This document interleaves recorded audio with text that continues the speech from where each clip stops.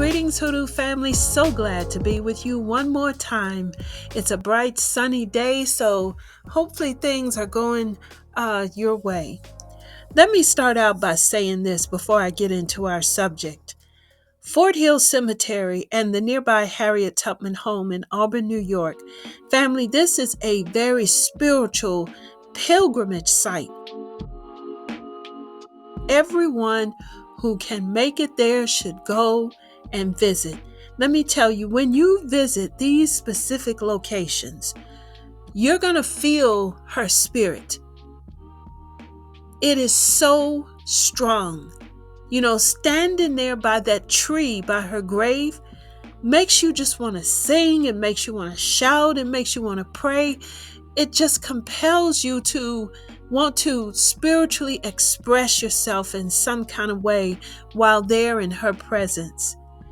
And if you've never been, I strongly encourage you to make that trip. You will feel the connection to your spiritual roots there with Queen Mother Harriet Tubman. It is a truly amazing experience. I've been there several years ago and I want to go back. So let me get back into our subject. Actually, if you have the 2024 Hoodoo Almanac, I wrote about this in the Almanac, but in this video, I want to go a little deeper. One of the early practices of our ancestors that was done well into the early 1900s is the planting of a tree spirit. When a dear elder or maybe a young person who was deeply loved or revered in the family or the community, when they passed away, it wasn't uncommon to plant a young tree sapling by their grave. And the tree would serve as kind of like a memorial stone for the departed person. Because, a lot of our people just could not afford to purchase a memorial stone. And we devised all kinds of ways to mark graves, and this is one.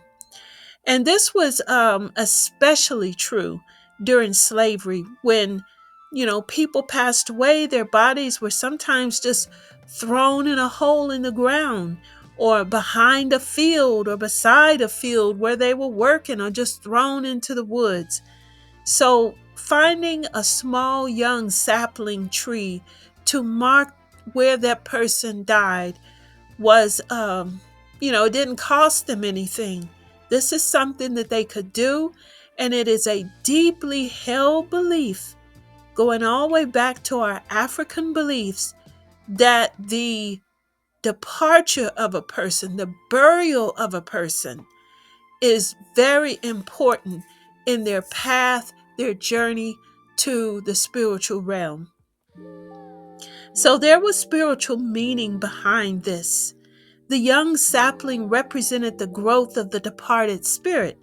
And as they grew in their spirit realm, the tree grew in our physical world. And it was also a source of comfort. It was a source of inspiration for the family and the friends. And it also served as a doorway to the spirit of the loved one. So gifts and offerings, flowers, these things would be left at that spirit tree in honor of the deceased person. Now, you don't see people doing this anymore. It's fell out of practice. But let me say, I hope when I die that a young tree sapling would be planted for me. Now, I've seen my elders continue this practice, so I'm very familiar with it. And at the time I was young, really didn't think anything of it. But as an adult, when I go back to my home state, I always visit the graveyards of my people, and I can see these tree spirits beside certain elders' graves, and I know exactly what that is. But a very special one of note is the spirit tree that belongs to Harriet Tubman. She was a pillar of strength for our people, not only helping people escape slavery, But she did all of this and spoke out against slavery, even with a high bounty on her head. So after slavery, she went on to do even more amazing things for our people, even in her well into her old age. When she moved to Auburn, New York, she built a home for aged former slaves, and you can still go to that house that she built for them, which is just truly amazing. She also helped our people out in the community. She would help individuals out. She would help the churches out. She did a lot of community work. And did I tell you that Harriet Tubman, she helped her husband Nelson. They built their house by hand, making the bricks themselves, brick by brick. She was in there doing the labor to build their home, and you can go visit it as well. So she had already paid for her gravesite for her husband and herself. Now, her husband died and was buried in Fort Hill Cemetery, leaving Harriet a widow.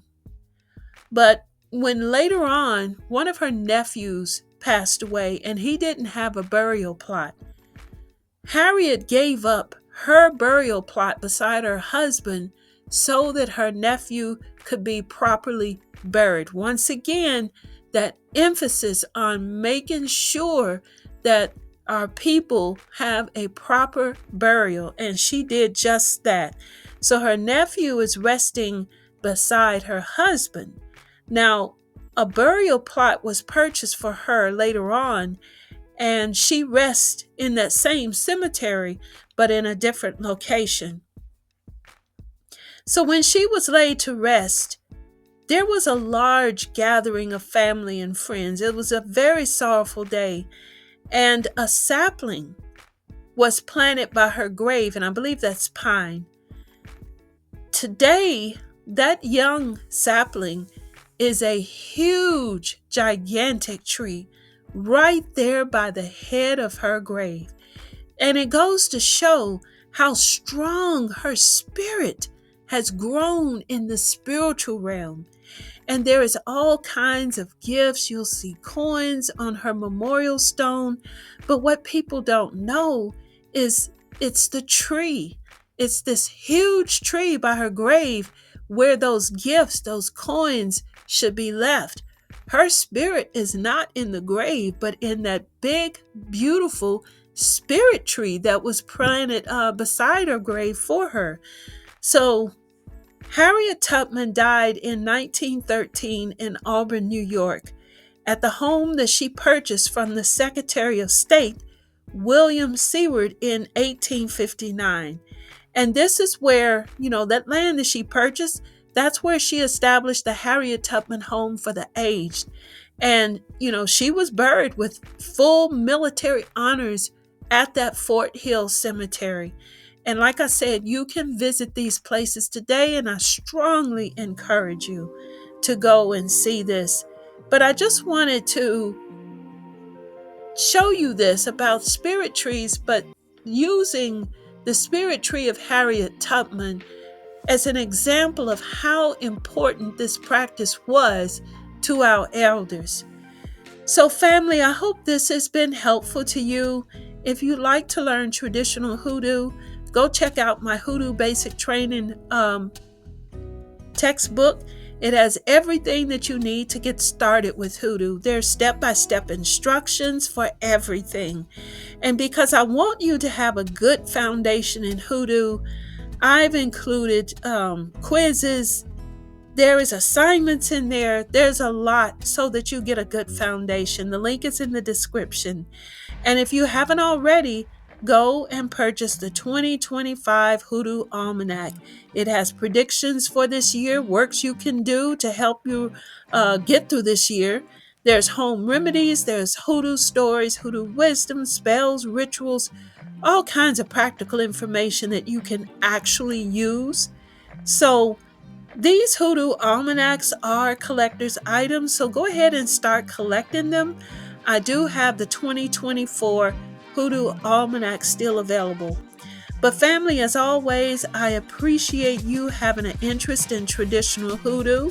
and the ways of our ancestors. I thank you for subscribing. I thank you to all of my visitors for dropping by and hope that you will come back. And until the next video, family, I just want to emphasize and encourage you to keep on building good things, positive things in your life. Use your hoodoo power to build a good life. Thank you.